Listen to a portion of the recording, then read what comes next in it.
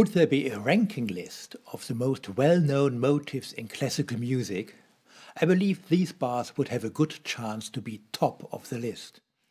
Melodically, they are not exactly exciting, but what is memorable is their upbeat rhythm. And what about the harmony? Well, these first bars are played purely in octaves. That means there is no harmonic framing which would establish a key right from the start. It is only in the seventh bar that Beethoven defines the key of the movement by introducing the interval of a minor third. Now C minor is confirmed. However, as you have heard the purely melodic beginning hundreds of times, you automatically associate the first bars with the imaginary tones G and C. Like this, you hear the key of C minor right from the beginning. Somebody hearing this symphony for the very first time could misunderstand the beginning in this way. Terrible, I know. But I wanted, admittedly in a rather drastic way, to demonstrate one of the miracles of tonal music. You, as listener, play an active part, because you add imaginary sounds to every melodic line, to every chord, according to the musical context. These imaginary sounds are called the fundamental bass, or the root of a chord. But enough theorizing. What is the secret behind this famous beginning, which is the motto of the whole movement? There are various interpretations, for instance, the famous sentence, "Thus fate knocks at the door." Allegedly, Beethoven himself said this. At least his secretary and first biographer, Anton Schindler, handed it down like this. Schindler, however, as we meanwhile know, was anything but a reliable authority. On the other hand, why shouldn't Beethoven have uttered these words? But decisive is what happens after the knocking of fate, because then it is not fate that knocks and composes, but a human being called Beethoven. What then does he make out of these four simple notes? The answer is, he creates a musical drama, compact and concentrated, such as had never existed before in symphonic music. In spoken drama, the dialogues are concise and vigorous. Similarly, Beethoven creates here, with musical means, this feeling of continuous, breathless moving forward. For example, by repeating the motto of the beginning as a component for developing and intensifying.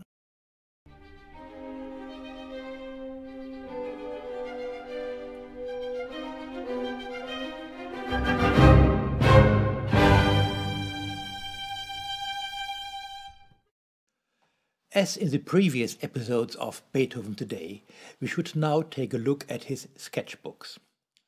Also in the case of the Fifth Symphony, they give us a fascinating insight into Beethoven's creative process. First of all, here is a sketch based on the motto.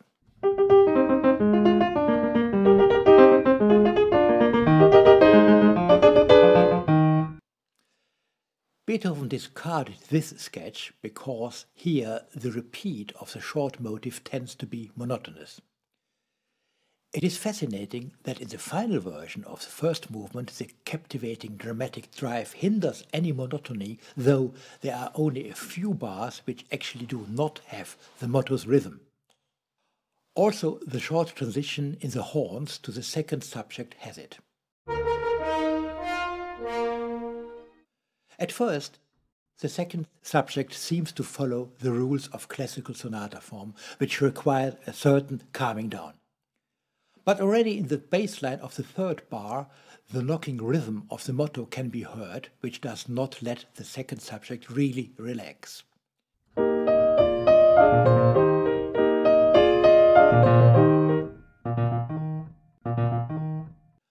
And in this way, the agitated character once again wins the upper hand.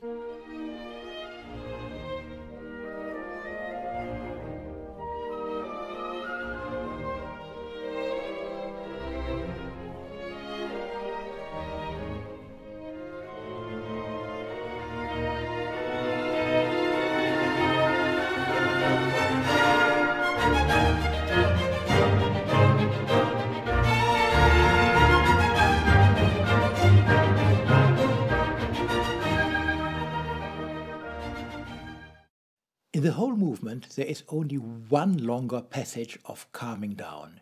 In the development section, Beethoven quotes the motive leading into the second theme. He then singles out an interval of a second.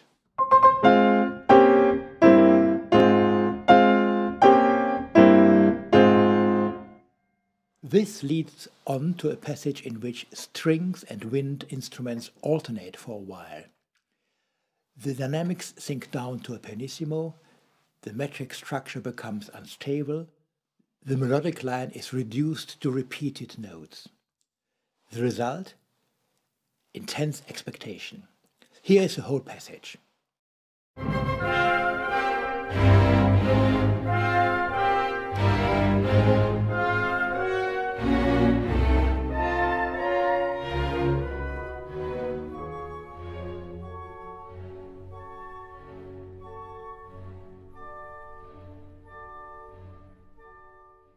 Twice, the whole orchestra crashes in with a sudden fortissimo as if angry about such lingering on.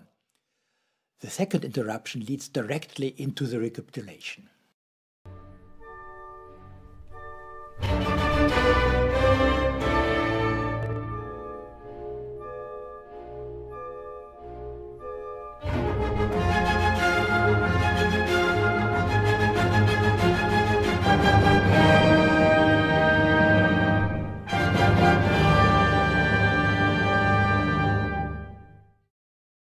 Shortly after the entrance of the recapitulation, Beethoven introduces something totally new.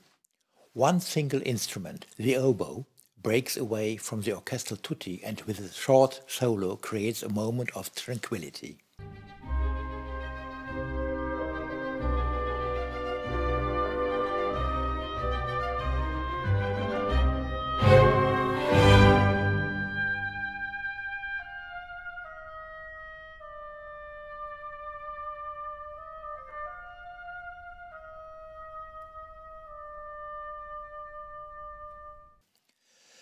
This oboe solo is at the same time a lament and an admonition. It is as if one person calls for reflection in the tumultuous proceedings. However, immediately after this resting point, breathless movement starts again, and in a flash we arrive at the second subject. It appears here in the recapitulation in C major, quite in accordance with the rules of sonata form. And when this C major key is confirmed several times, one could for a moment think that there still might be a happy end for this movement.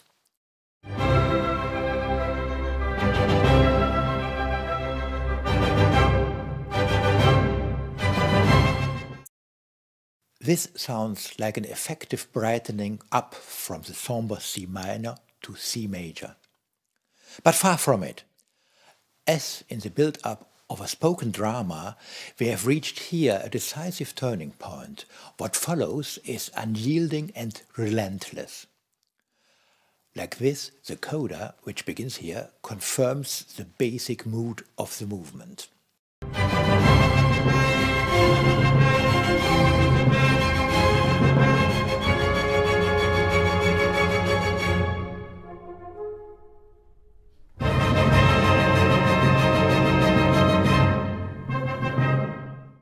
As so often with Beethoven, this coda is a sort of second development section, because he once again works with elements from former motives and themes. I'd like to give you an example which is so characteristic of Beethoven's compositional technique. He condenses the rhythm of a motive, here it is a motto, and then he surges on beyond the last note of this motive.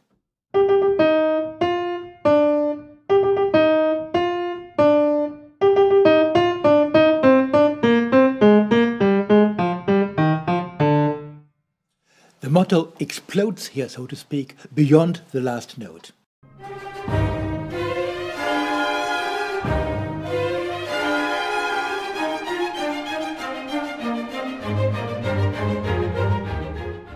As the sketches show, Beethoven really struggled with the final ending of this movement. Here are the last bars of the final version.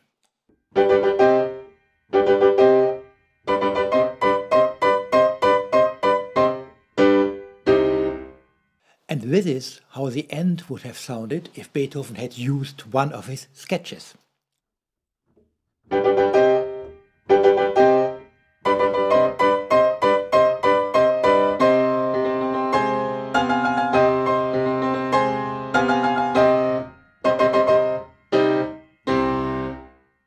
As you have heard, here the principle of less is more proves right once again, and so Beethoven ends the movement in a concise, brisk way.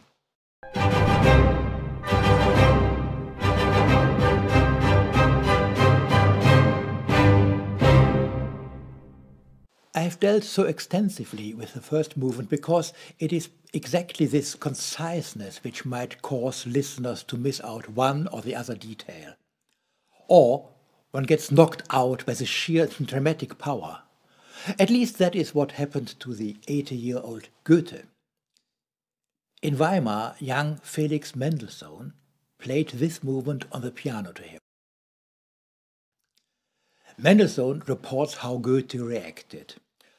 That is overwhelming, quite stunning. One could be worried that the whole house might crash down. I'm sure, should Mendelssohn have played the second movement as well, Goethe would have refound his composure immediately.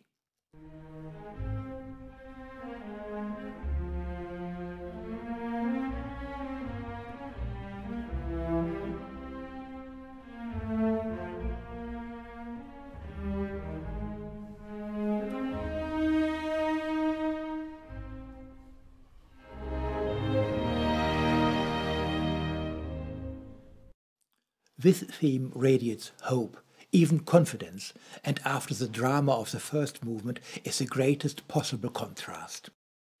It is astounding from which simple idea this expressive melody originates. Here is the first sketch.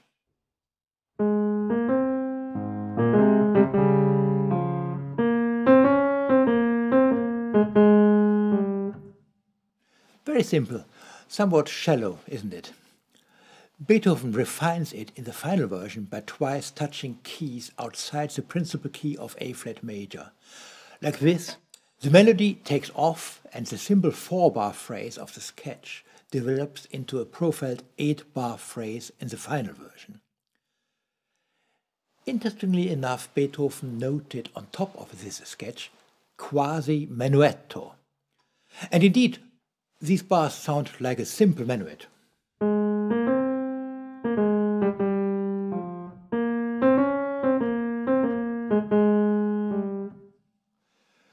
Traditionally, a trio belongs to a minuet as a middle section.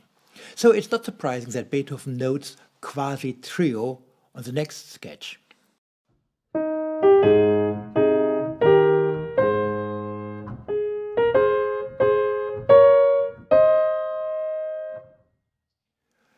Beethoven takes these 4 bars note for note into the final version, and he then makes them the subject of a highly individual development.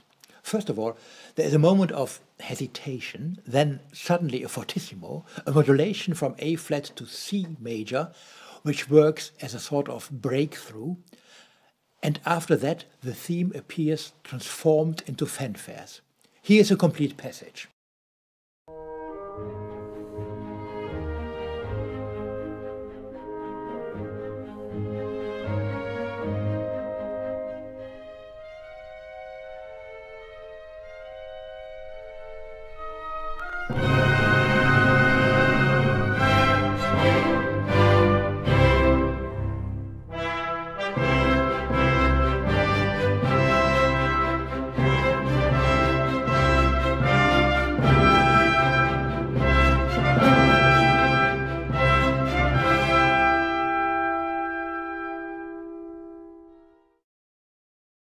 What might be the idea behind this transformation from minuet to fanfares within one musical theme?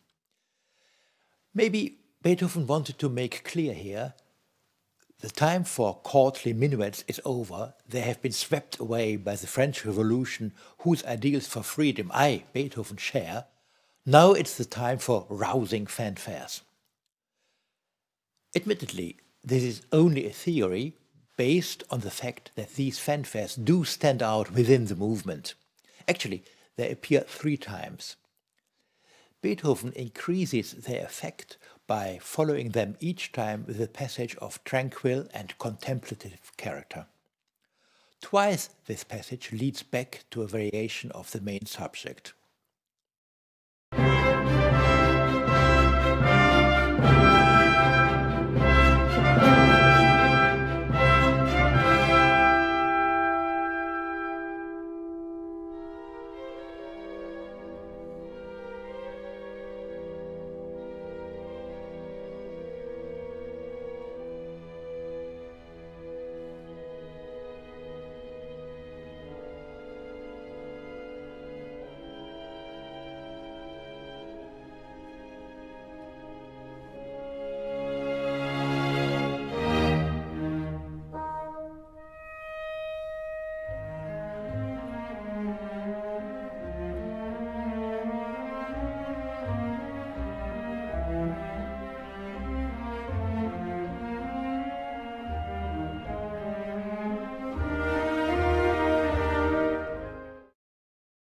Later on, another variation intensifies the rhythmic flow once again.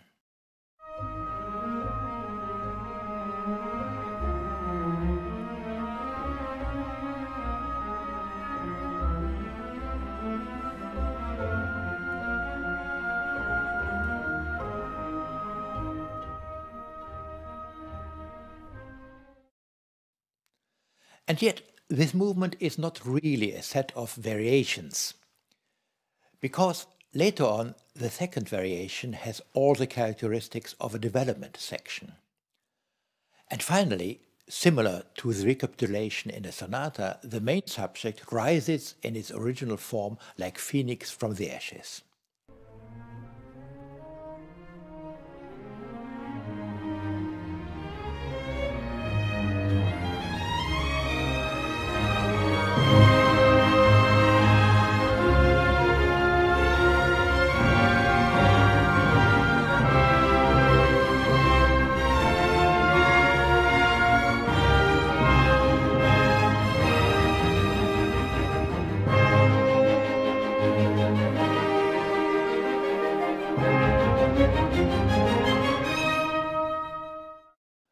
The very end of the second movement is a fortissimo statement signaling confidence. Like this, the end looks back to the beginning.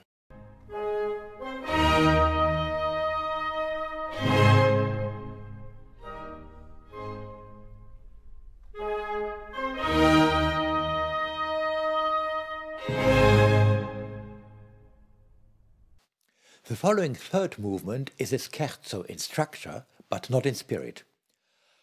Right from the beginning, the optimistic ending of the second movement is swept away, and the third movement begins somber and mysterious.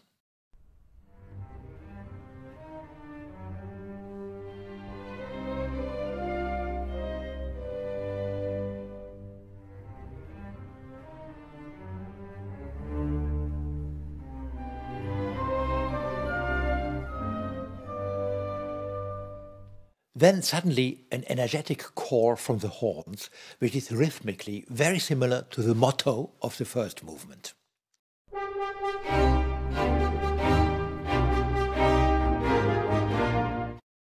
But this resolute call does not change the underlying atmosphere of instability. In fact, we have to wait until the trio for a radical change of mood. Here, the violoncelli and double basses burst in and incite the other strings to a wild fugato.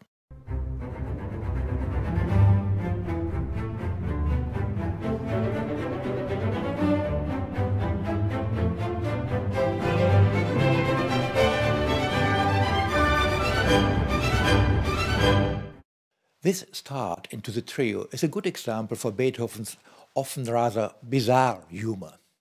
One could also interpret this fugato as a strong call running through the whole orchestra.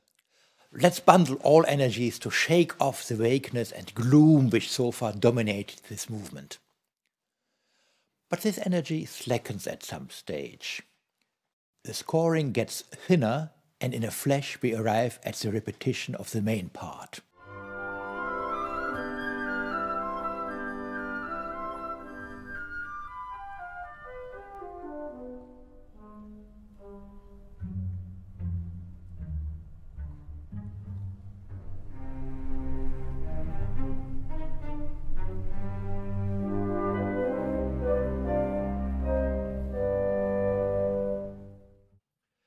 Now something unusual happens. The strings play pizzicato for a longer passage, whilst the woodwind joins in with short staccato notes.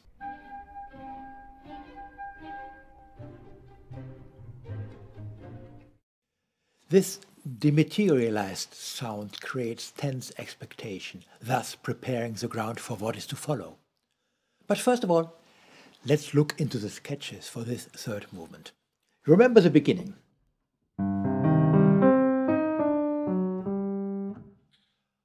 One of the first sketches sound like this.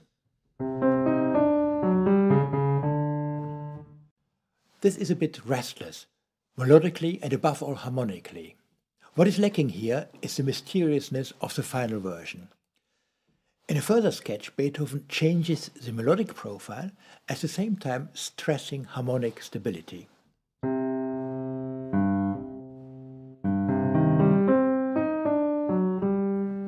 Still not satisfying, this beginning. Somewhat clumsy. Another try.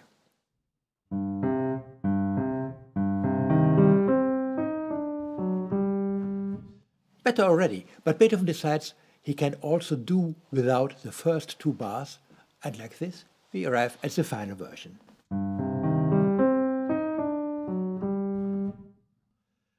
Another interesting sketch concerns the horn call. Here it is once more in the final version.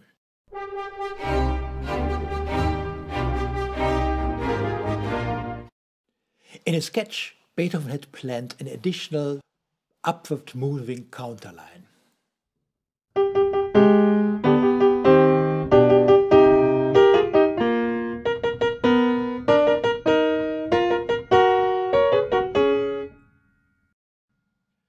Beethoven discarded this idea. Presumably he did not want this counterline to distract from the insistent rhythm of the horn solo. We encounter this rhythm again in the transition to the last movement. The scherzo's repeat leads into a transition to the finale. This transition begins with a long, sustained harmony. It is exclusively the timpani part which adds rhythmic structure to this sustained harmony. The timpani quote the well-known rhythm and create with muffled pianissimo strokes an almost menacing atmosphere. Then a melodic fragment of the scherzo's main theme emerges in the violins. It develops more and more, and finally, with a tremendous crescendo, throws the door open to the last movement. Here is the whole passage, a perfect example for a great symphonic breakthrough.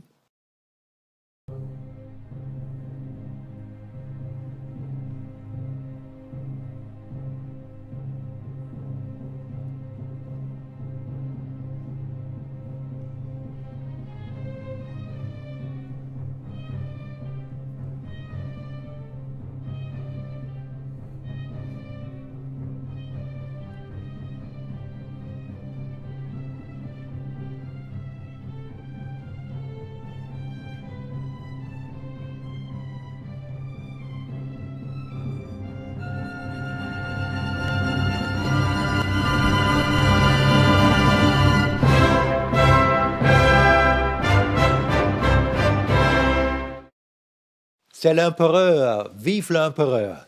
That's the emperor! Long live the emperor!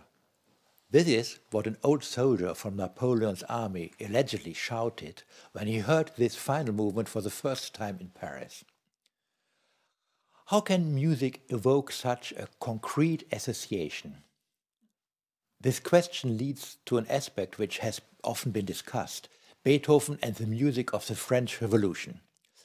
I have already mentioned that Beethoven sympathized with the ideas of the French Revolution. He saw them accomplished by Napoleon until he crowned himself as emperor in 1804. Beethoven then withdrew the dedication of his Third Symphony, the Eroica. Certainly, Beethoven knew a lot of the music written during the French Revolution, for instance, the marches and hymns by Etienne Méhul or François Gossec. At the beginning of Beethoven's Finale, there is even a certain similarity to a march by Gossec.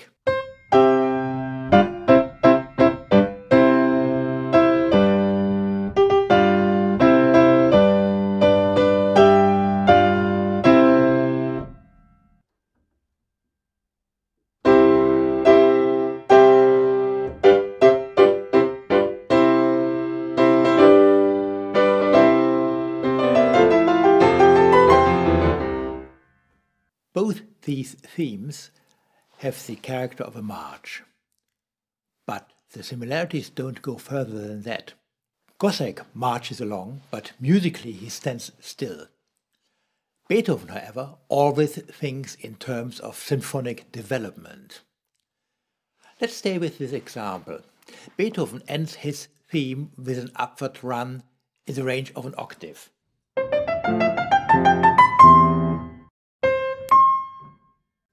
He then expands the octave to the interval of a tenth.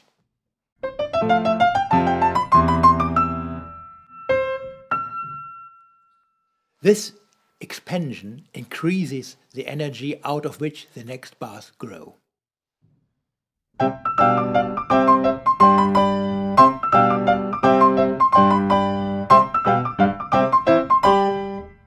As you can hear, Beethoven's concept differs already after the first bars from simple revolutionary music. And anyway, it would be wrong to see the finale of the Fifth Symphony exclusively in connection with the French Revolution. Because what is relevant for us in this music today looks far beyond the single historical event into a whole preceding epoch, the Enlightenment. If one understands this music as a strong, sometimes even drastic plea for the ideals of enlightenment, then this music becomes philosophy in sound. We know that Beethoven was familiar with some of the ideas of the great philosopher Immanuel Kant. Perhaps Beethoven knew Kant's famous definition. Enlightenment is man's emergence from self-imposed mental immaturity. Emergence from mental immaturity, that implies emancipation, freedom of the individual. This freedom, symbolized in the C major exaltation of the finale, has been fought for. The way to it leads mankind from darkness to light. The epoch of enlightenment liked the metaphor of light falling into darkness, and this is musically symbolized by Beethoven in the breakthrough to the last movement. The idea of turning from darkness to light, per aspera ad astra, is then transferable to the symphony as a whole. Dramatic tension in the first movement, hope and a certain despondency in the middle movements, and liberation in the finale. Just a word about the finale's structure. It is written in sonata form, but the almost constant jubilation in it excludes big thematic contrasts as in a sonata.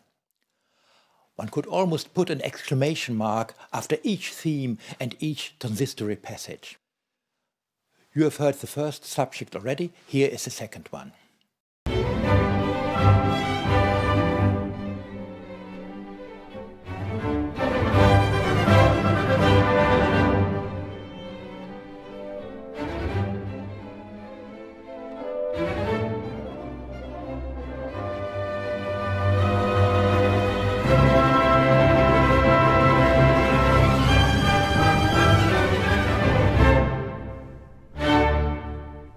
Immediately afterwards, there is a concluding section.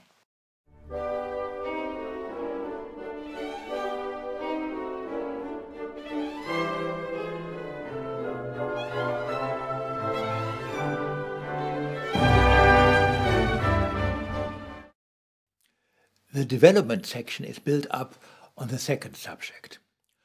Out of this, Beethoven extracts a short motive which in the exposition functioned as a bass line.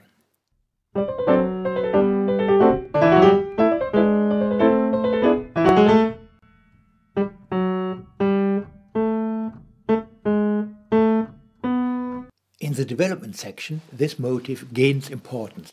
It wins more and more weight and leads to a dramatic climax.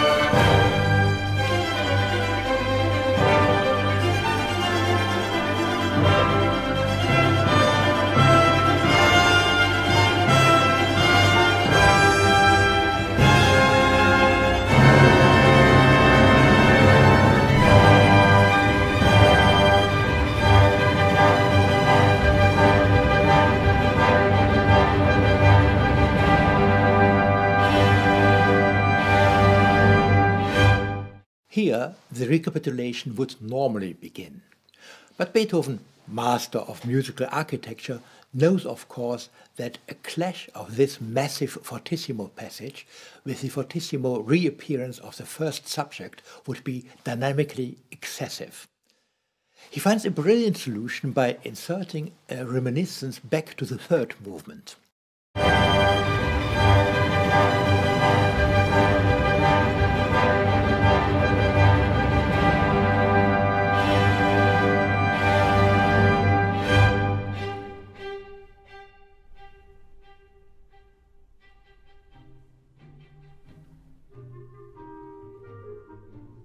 Thanks to this flashback, the listener is reminded from where the exuberant jubilation of this finale originated.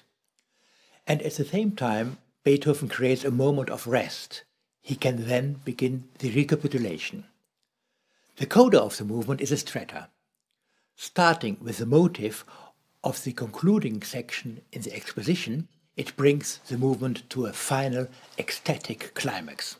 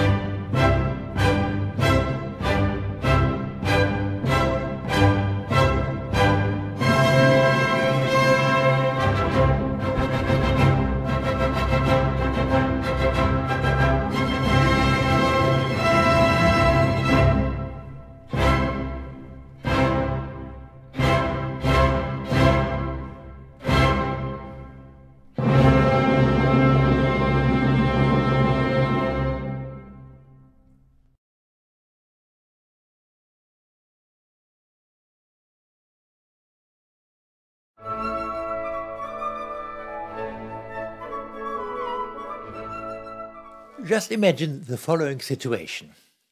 Monarchs, heads of state, and diplomats are sitting together in a concert hall listening to new symphonic music, works which have been performed for the first time only shortly before. You would be right if you say that in our present times this is an absolutely unimaginable situation. But exactly that happened on the 29th of November 1814 in Vienna. It was the time of the Congress of Vienna, which was to establish a new order for Europe after the Napoleonic Wars. It was a huge political and social spectacle, which also involved Beethoven. He organized several concerts in Vienna with his own works, hoping to find new patrons. There was a sad reason for this. He was in financial difficulties. One of his aristocratic patrons had failed to keep his promise, and a rapid devaluation of currency made this situation worse. The program of that concert in November 1814 presented Beethoven's Seventh Symphony and his so-called Battle Symphony, Wellington's Victory, which he had composed the year before. This work turned out to be tailor-made for the political situation of the Congress of Vienna. It is an ostensibly programmatic work with orchestrally imitated cannon thunder and the like, celebrating the victory of the English Duke Wellington over the French in the year 1813. In that concert, the Seventh Symphony was applauded. Wellington's victory was hailed. That's how times change. Today we have a certain distance to an occasional work like Wellington's Victory, and later on Beethoven himself had mixed feelings about it. His Seventh Symphony, however, belongs for us today to the highlights of symphonic music. The symphony begins with a longish, slow introduction. In this, Beethoven keeps expectation subtly awake for what is to come. How does he achieve this? Over long sections, he links motives together. That means that the end of one motive and the beginning of another overlap each other time-wise. In this way, there is the feeling of perpetual moving forward, of expectation.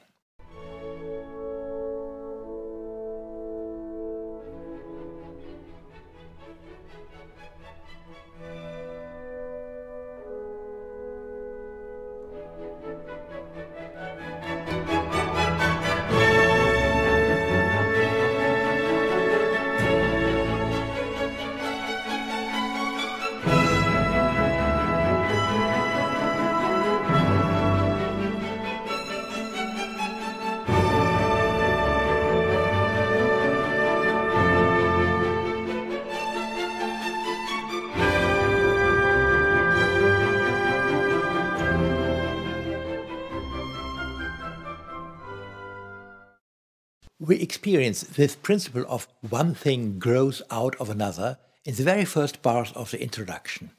Here, woodwind solos grow out of the forte chords of the whole orchestra and hint at something unfolding, something awakening.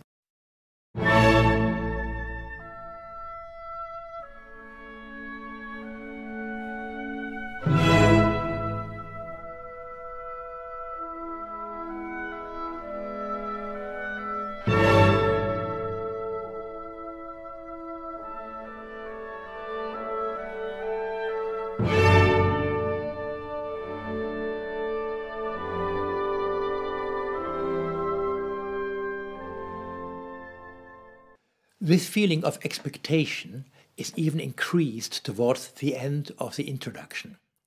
Here, Beethoven lets the harmonic development come to a standstill on the dominant. At the same time, he reduces the melodic line to the one tone of E. In octave intervals, this tone wanders between the woodwinds and the violins.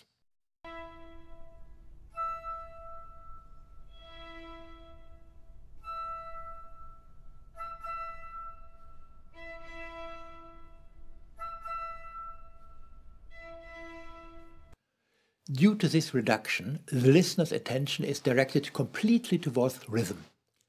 And rhythm is a dominant element in the fast section of this movement. First of all, we experience how a rhythmic cell grows into the rhythmic structure which is characteristic for the first movement.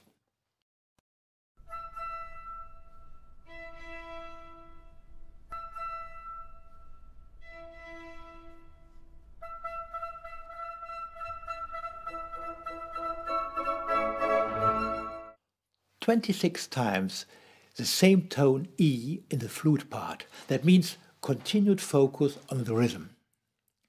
Then at last something melodic happens, the 8-bar main subject.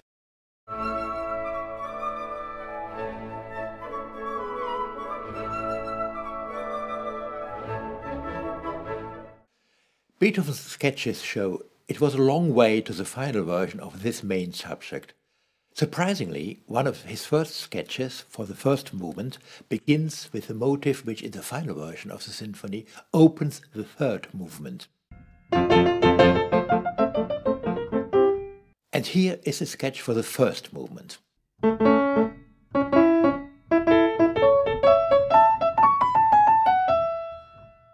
Also, the following sketch is related only in the first bars to the subject as we know it today. By the way, Beethoven wrote down only the melodic lines in these sketches. For the harmonic understanding, I back them up with a few chords.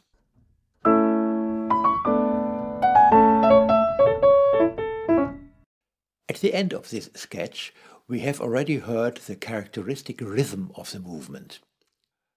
Let's have a look at the second part of the main subject. Final version.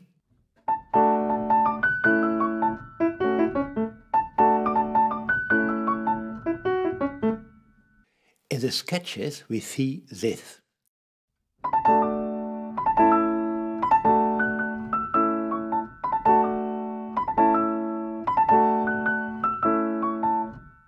Rather different from what we know, isn't it? Slowly, after many modifications, the main subject in its entity emerges. The differences to the final version are very small in the following sketch.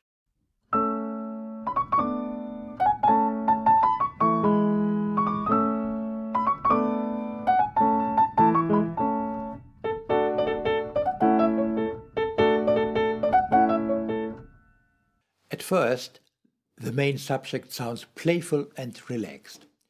But shortly afterwards, in the whole orchestra a spark ignites and everything is on fire.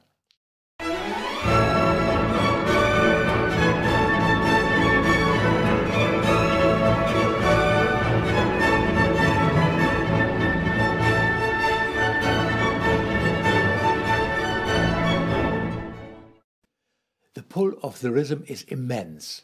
All the motifs seem to be pulled into one big swirl. And so it's hardly possible to say where exactly a second subject begins. Perhaps most likely here.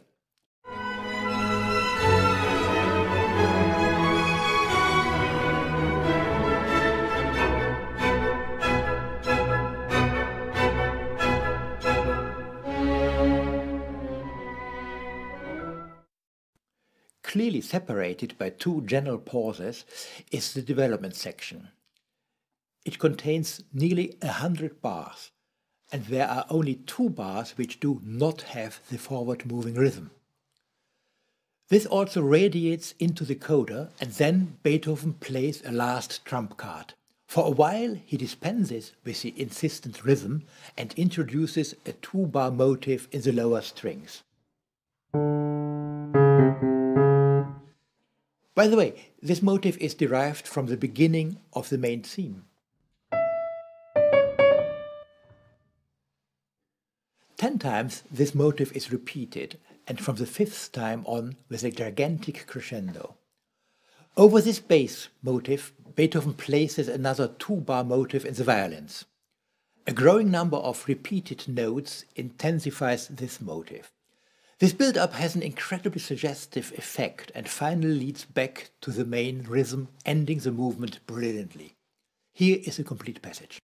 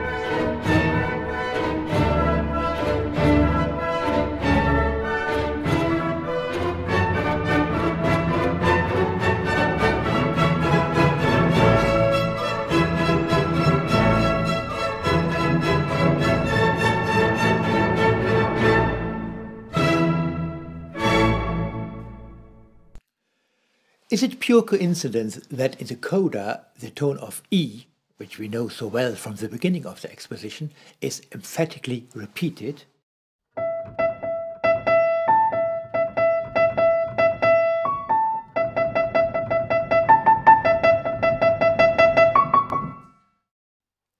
This insistent repetition is hardly a coincidence. And this tone of E stays with us also at the beginning of the second movement. First of all, in the introductory chord of the wind instruments, then for 4 bars 2 octaves lower in the violas.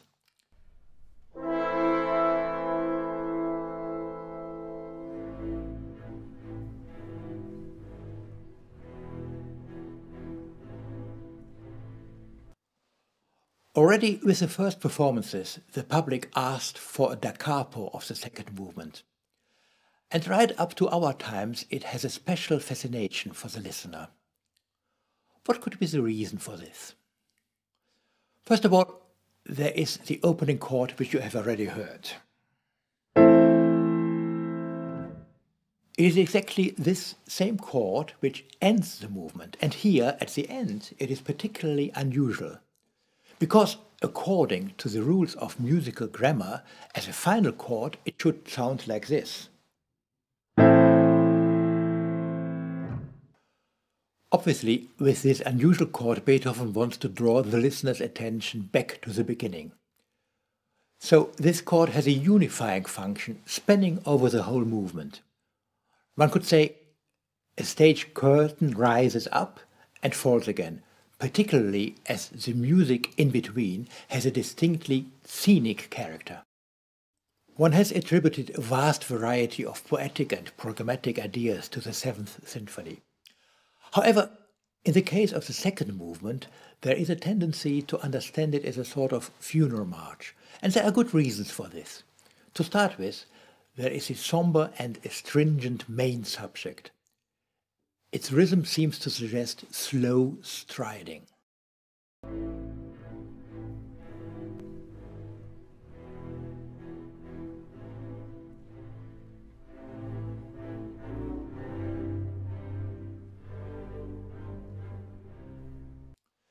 Repeated notes are a sort of topos for funeral marches. Here are 2 more examples from piano sonatas.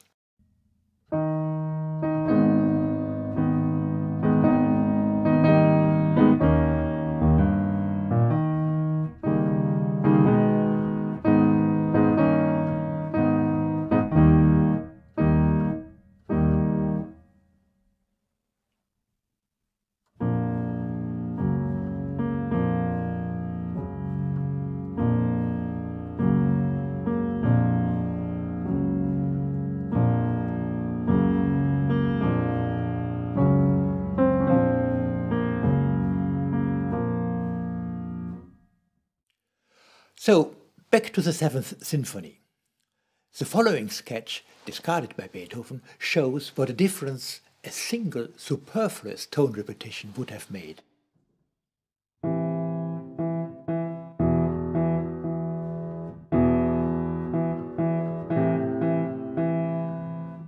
Here, with one additional repetition, the motive loses its somewhat weighty character. Having introduced the subject, Beethoven combines it with a cantabile counterpart.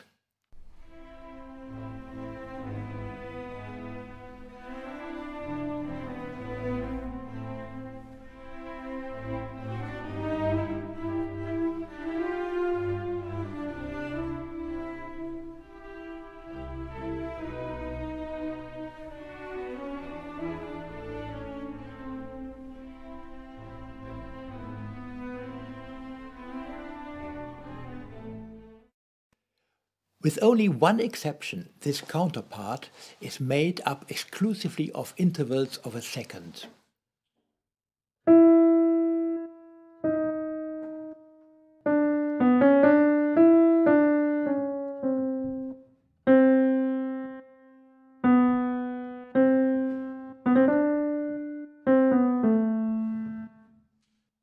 With this, we encounter another topos, because the interval of a second has, in musical history, been the symbol of lamentation and grief.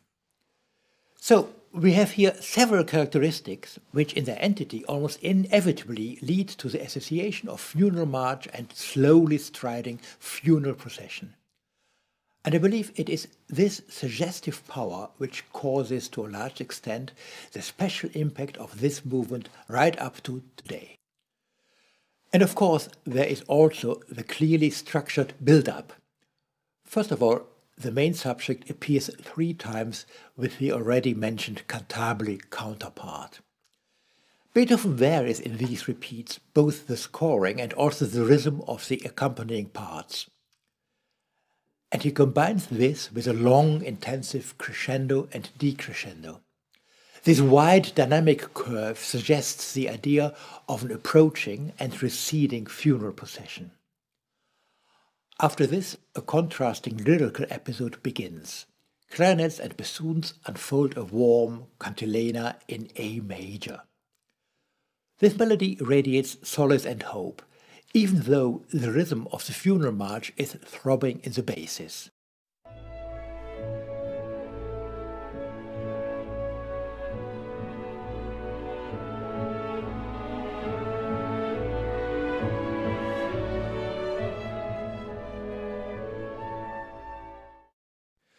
Two further variations of the funeral march subject follow.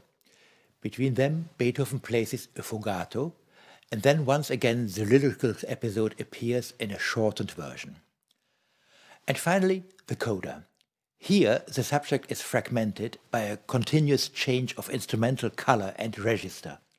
This gives the feeling of conclusion and farewell. And then the final chord. The curtain falls.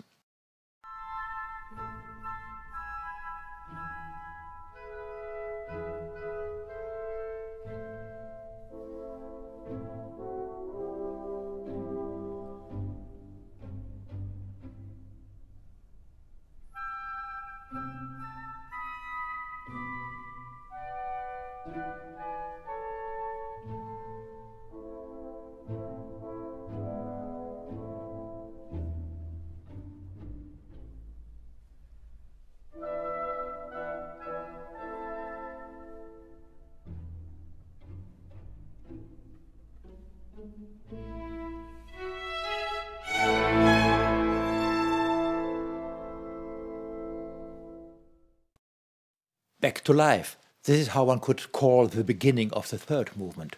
And with this message, Beethoven really crashes in.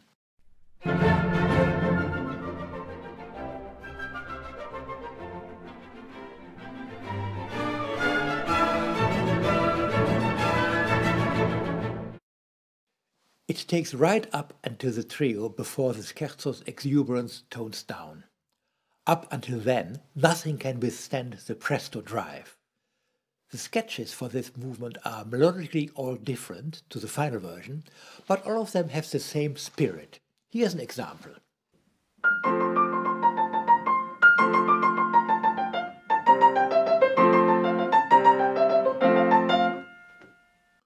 In the final version, one passage is notable. Here Beethoven repeats almost excessively the interval of a second.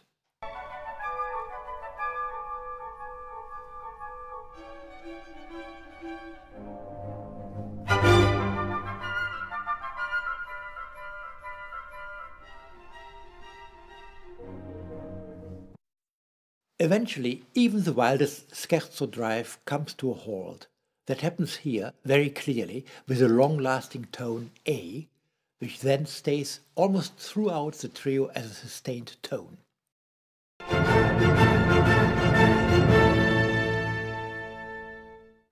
Leading into the trio, this long-lasting A works like a magic wand.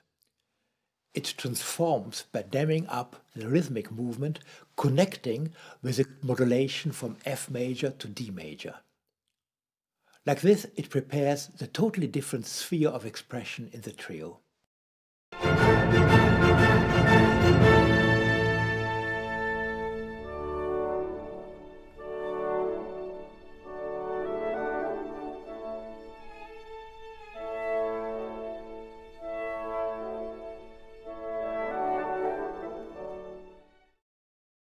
After the unrest of the main part, this is relaxed, almost contemplative. Notably here too are the repeated intervals of a second.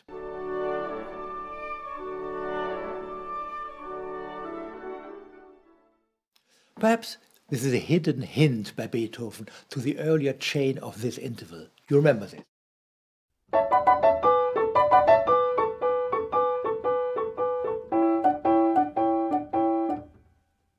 The complete theme of the trio undergoes a decisive change. Beethoven transforms it into something grandiose, almost hymn-like. And here the trumpets take over majestically the sustained note of A.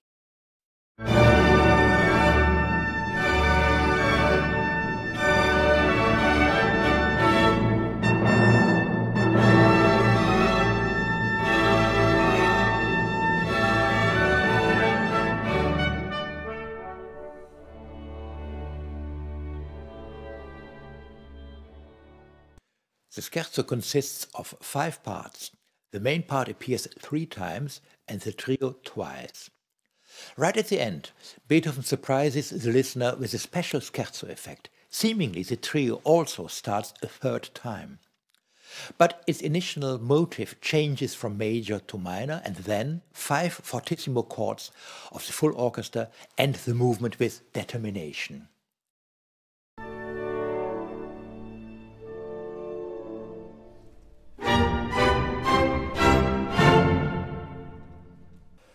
Robert Schumann wrote about this ending.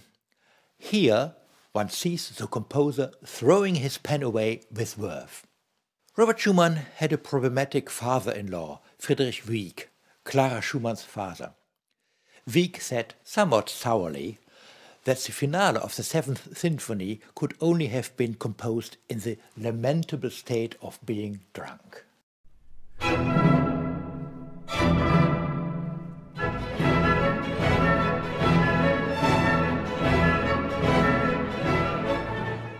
In the 19th century, Wieck was not the only person who was irritated by such unrestrained, eccentric music.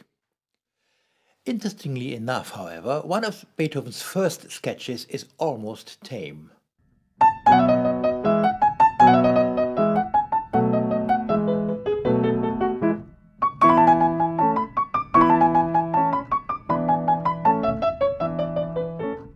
There is no trace of the exciting leap of a 6th at the end of the phrase.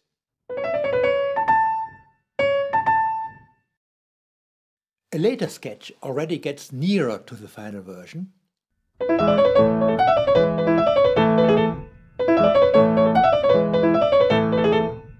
Let's go a step back to the opening bars.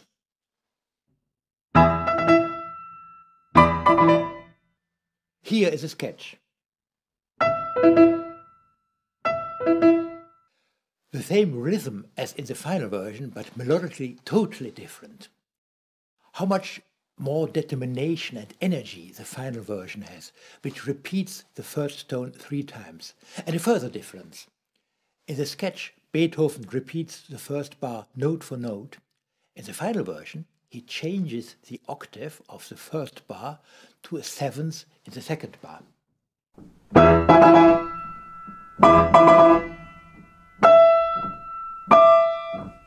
Also that increases the tension before the first subject enters. It is followed by a triumphant fortissimo passage.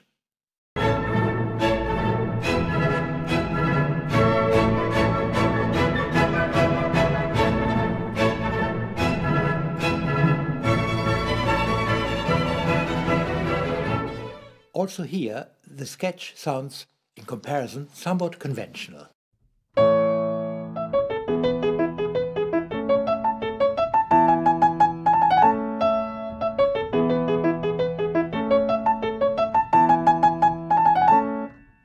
Also for this finale, Beethoven has improved, modified and discarded things. And the clear structure of the movement in sonata form also contradicts the opinion of the above-mentioned Mr. Wieck. Without doubt, the basic character of this movement is wild, furious. This goes together with a sort of appeal comparable to the finale of the 5th Symphony. But there, the appeal, as we saw, refers to the ideals of enlightenment. It has, in the widest sense, an ethical aspect. Here, in the finale of the 7th Symphony, it is different. The idea of the appeal itself is placed in the foreground and becomes almost overpowering. Here, a should becomes a must. A passage like this makes it clear.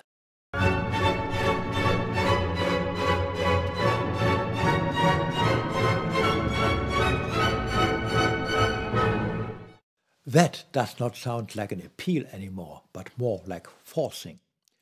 And this rhythmic drive, this tension, characterizes almost the whole movement. It's not before the coda that this changes. Here, in a longer passage, Beethoven first of all reduces the tension. The music seemingly does not know which direction to take.